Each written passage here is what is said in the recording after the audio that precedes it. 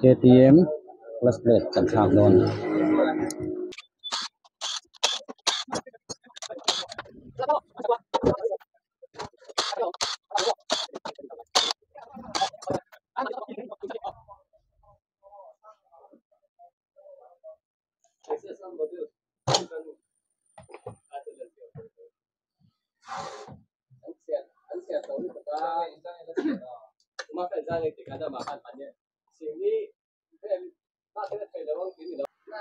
Yan boring daw may thaya se don lawa video hi mo kan chu tripod yan tripod om lo la ah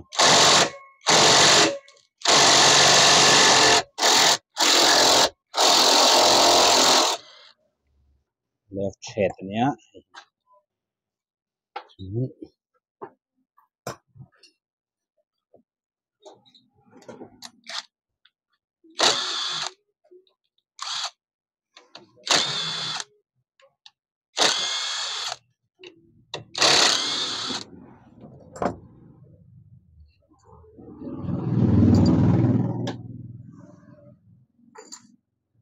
man ruwa local dewa set yanin lawa hi plus plate nya mega plate plus plate mega plate plus plate woi kamera chu kamor na sabe chuan hian kan cha kang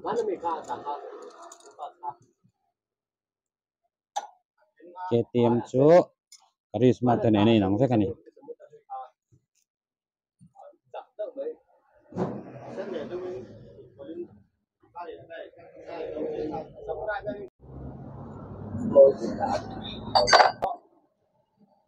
phone lo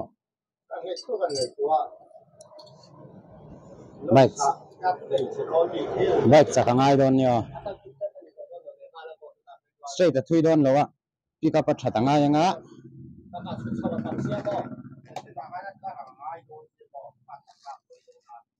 Henzol race to anin ko chani chonte oi ni thanga tu niam motul ngai man don ta kan nei nei ye synthetic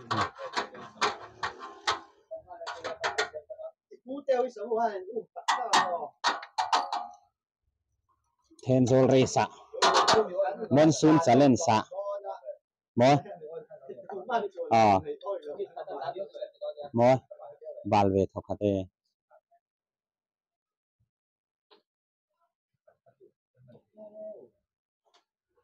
มาจำโบเลยก็ตาก็คือโอ้โหก็ไปขัดจานหน้าในสิ่งที่บอกว่า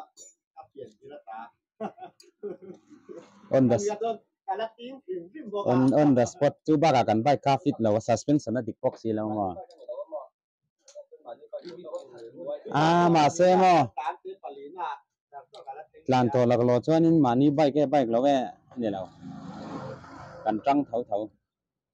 tun tum chu mani bike thevin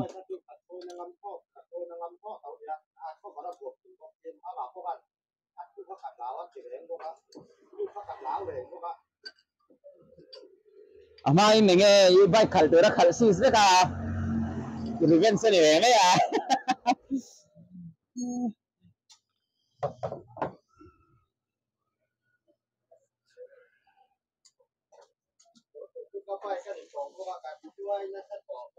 hian coach kan ya afan ni me ya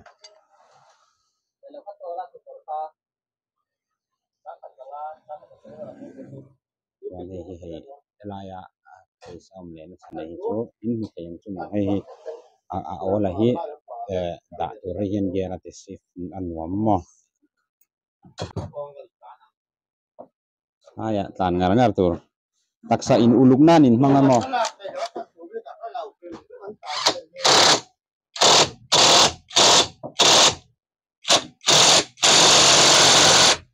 vai point an lak thei chon nge mi zo in kan lak thei lawang chu ka ngai dan ani chu chuan off-road rider khatak tak ser chokan tumanga mase off-road hi chu tlem jon a hau tak tewa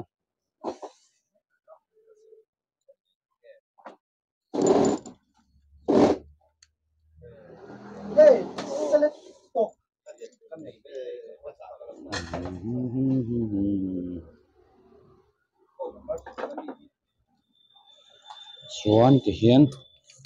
kan zo chu ni deuh mai a hei hi chu a zang kha ani mai a KTM plus plate khan chu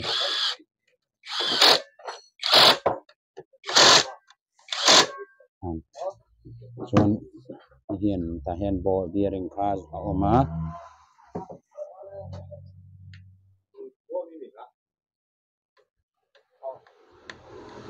clutch kan hme zong khan ta hian tian a zup press ta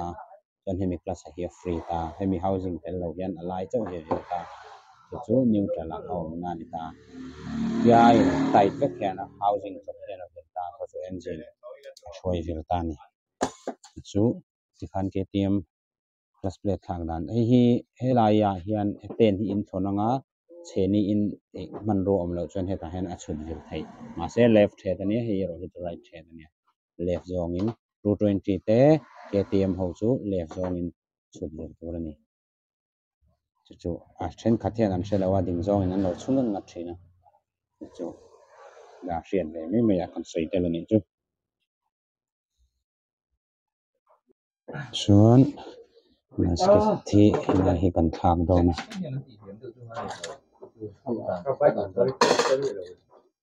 text thleng in ti niam nga ye in tlan chho kan siam dan hi mo adik lawa ro text an ti niam ngai tin in tlan chho khian lir thei ti pung turu lu to kamo ke ni mi re thei te pon chu mi ni tlan lo ni man tu kan tia khatiang ani kara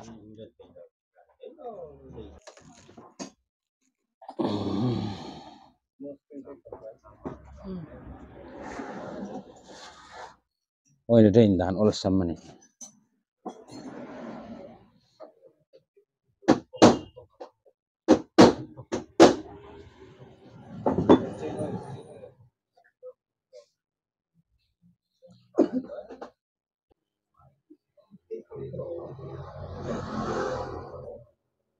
hi charlo turania kan char khana chhedua alo chatani chuan emergency ngemo alo ram hnoya mo koi malai kan siam gasket kan na kan siam ni chuan lai apop a chelai te a han char zeu mai turani ni lo chuan en hon le huna kan thak ngi ngai thina ani hi mi a dokta plus kana le khan hi dokta mi dok hian lai swing hi vanor tlum ta chuan a free ta ni chuan hi oil pass hi oil ta hian oil lu ta ta hian hei KTM ho chu anan siam thakapa oil chel hi dok ve mi mi theilo lok ve kani Yamaha chu annor lut to pa chuan oil kema abal dewa a filter ai lok khan hei a pok ta thina hemi a pok chuan engine a changlama oil a kal theilowa chuan engine a cheta mai thina bike uluk deuh deuh ta po a che thina ni chuan in hi uluk angai lu to ka apa ta lei chu thei bok si lo to a Yamaha hi chuan li thei thatak hi ani don lo nge a se ta chi lo etiang oil seal hi a chhiat du wang khan engine chunglama oil kal tur kha ati cheve ka ati chata chuan engine chunglam kha a cheta boi thina chu Yamaha ho chhiat tam na em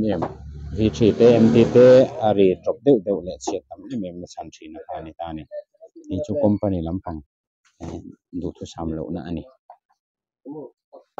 chu hei KTM ma chuan kha om lo tel fai thlap in an tia hi NS te KTM te hi in min vek clutch cover hi gasket point ang vek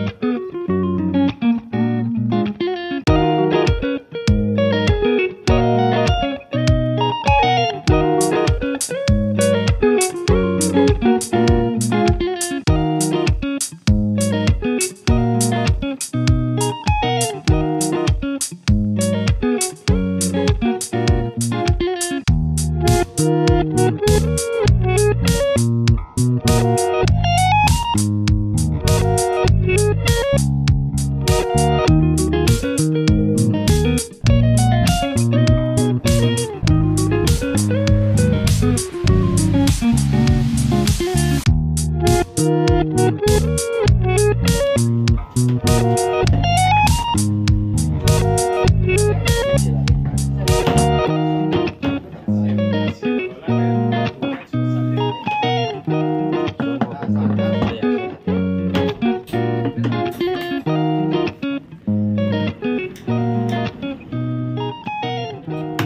xe thố mà nó lủng lủng xong thì chú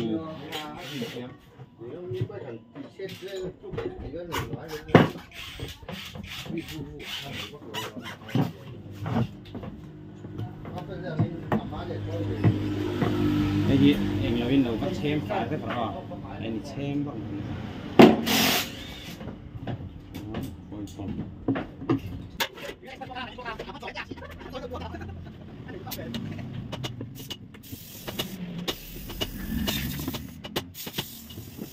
quay cặp nó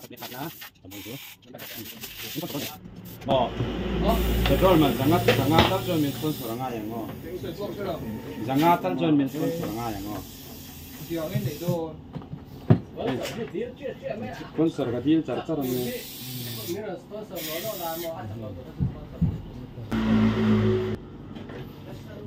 cái foil pump mania thì áp chặt lâu chuan mistake total response lâu te khom thầy à cho này po hi quantify vector này thì aba lúc tụi con mò thì cần cặp phải với càng phải ta hay phải vácตัวrồi hi 800 po man thì 800 foil pump po man thầy mà sẽ mi tỷ đăng làm sẽ tăng à mà sẽ tụi nó chuyên kia tiêm foil pump hi lấy tụi nó tầm to vangin original man thuộc cái ruộng lâu chân chú 800 khan battery te he về dễ lắm mò thì túi là ông chú mày mà sẽ hiện tóc thọc hạt tụi ra ngay á về cái con xem đây nghe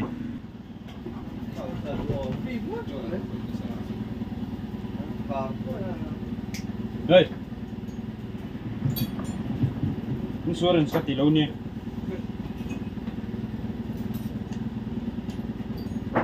các cái bài lâu chút thành tế on tâm thức xiêm ngọc xiêm é kinh lý bẩn hi kan xiêm ngọc chun alaya kan kilanga thế thầy turin tiếng anh sẽ bằng Pon các bạn chui về tăng when just năm đi tụi này dân đang nắm đá ép sáng được thôi vẫn xuất đấy mà hey rồi buộc rider ra rong kala này thì một thuyền chúกันxiêm đón cái kili pan hi kan xiêm bằng không alaya kan kilanga chun alaya lut phe yang à alaya lấy lắm anh kilanga 12 minutes lang ang à ya đủ tốt thầy turin chú à Pon các bạn chui về tiếng anh dish nó tiếng à ang kai parang agad suunga spotan ni mai spotan ni ngal mai ni top mai ni ke mai à so lai so manager hoin kan na kan thok le vit ten na mamok chú ai chuan cái chú công ty ra lúng trồi tôi ra chụt mấy chân chú thì khá à đấy ngay đó nè mò thì khá chả mấy lắm